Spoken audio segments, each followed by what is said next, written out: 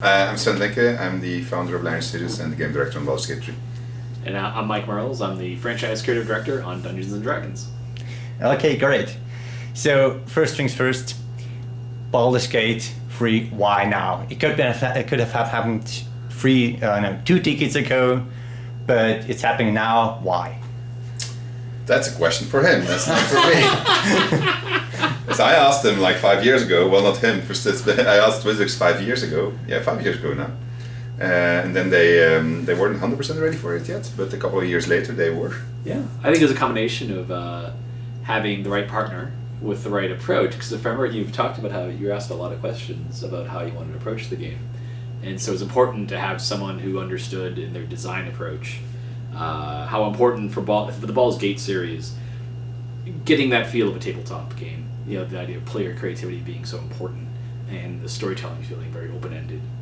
The players could find their own story within the game, within the system, find their own creative solutions to problems. Because on D&D, when I think of the original Baldur's Gate, I think it had a real feeling for me that it was finally my chance to play a D&D campaign rather than be the dungeon master. You know, the computer could take on that role.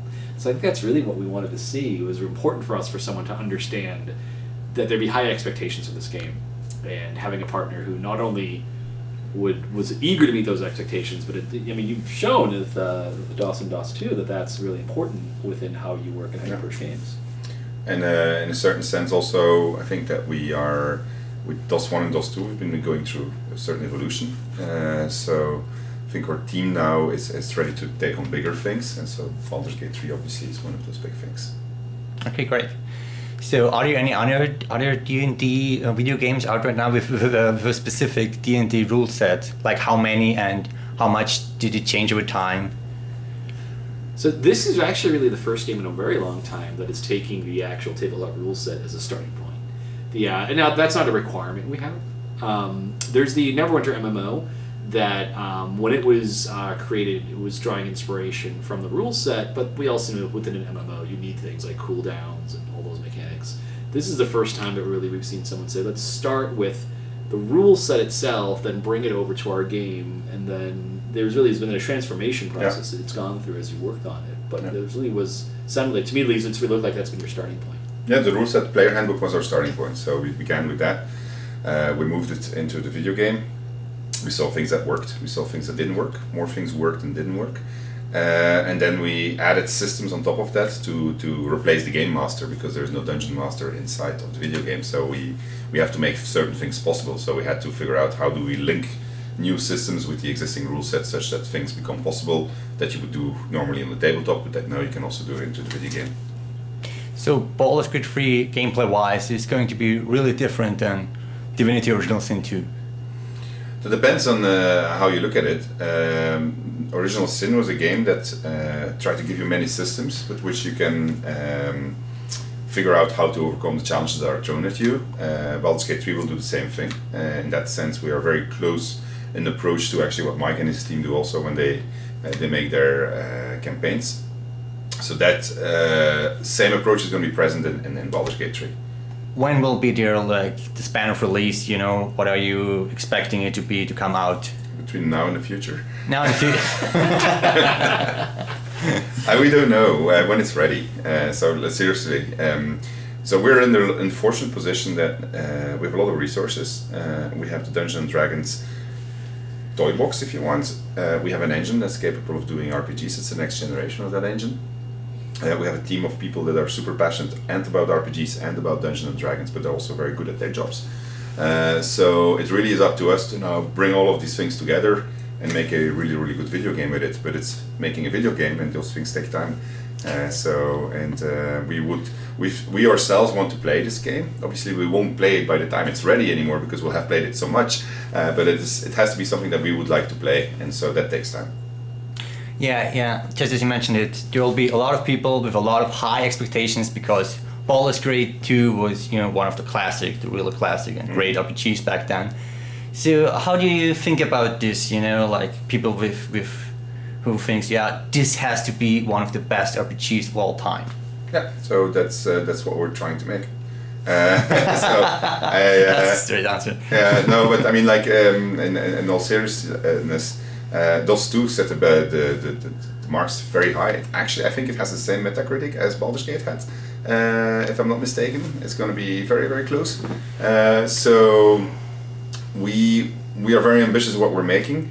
There's only that many RPGs that you can make in a life because it takes 3-4 years to make one. So we don't want to go back. So we just want to go forward, and this is a really good opportunity to try to make something really, really good. I mean, and then maybe we will not succeed. It's possible because it's development; anything can go wrong. But our ambitions are high, and as I said, we have all the ingredients, I think, necessary to make something really good. Yeah, the first two entries in the series have been developed by Bioware. Are you actually talking to or corresponding with Bioware right now? And will you, if the game is like 90% finished, are you going to talk to them and like, yeah, this is our vision. What do you think about it? So not directly to Bioware as a company, but we actually just had lunch with one of the ex-Bioware people. So where we were discussing this. So we talk with people behind the scenes. We especially when it comes to understanding certain things that were done, why they were done this way. But it is still going to be very much our game. So it is going to be what we see as a worthy entry in the trilogy, which is now, well, it's not really a trilogy. This is the next chapter in the story of the city. But it's going to be what we think makes for a very good Dungeons and Dragons game with Larian Studios as the game master. You might know that Black Owl Studios tried to make a third part called the Black Hound. Mm-hmm. Do you know about this, and did it influence you in any way?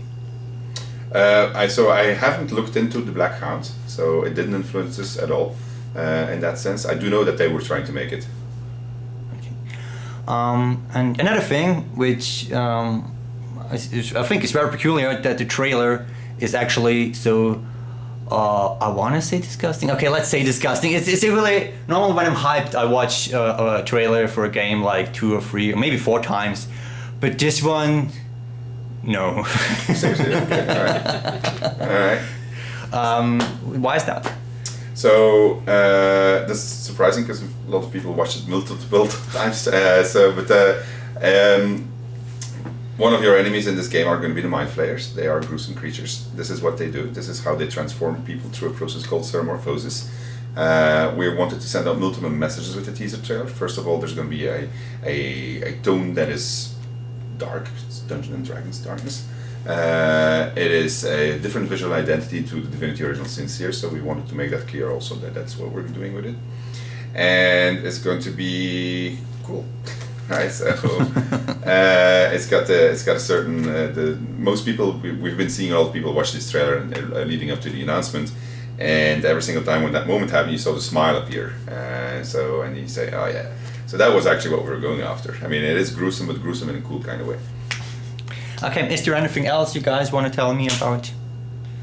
Tell the fan base. So So in preparation for the release of Baldur's Gate 3, we actually on the tabletop role playing game. So on September 17th, we're releasing a new tabletop campaign called Baldur's Gate: Descent into Avernus. And that, if you haven't played a Baldur's Gate game since Baldur's Gate 1 or 2, this book gives you an update on the lore, on the situation in the city, the important characters. It fills in some of the details of the history of what's gone on in Baldur's Gate since that time. And it also includes, for tabletop players, a level 1 to 13 campaign that starts in Baldur's Gate but then goes beyond to the 9 hells to give players a adventure that spans, or gives them the chance to decide if they want to redeem Baldur's Gate or send it into damnation. Okay, that sounds really cool. Thank you guys so much for your time. You're welcome. Thank you.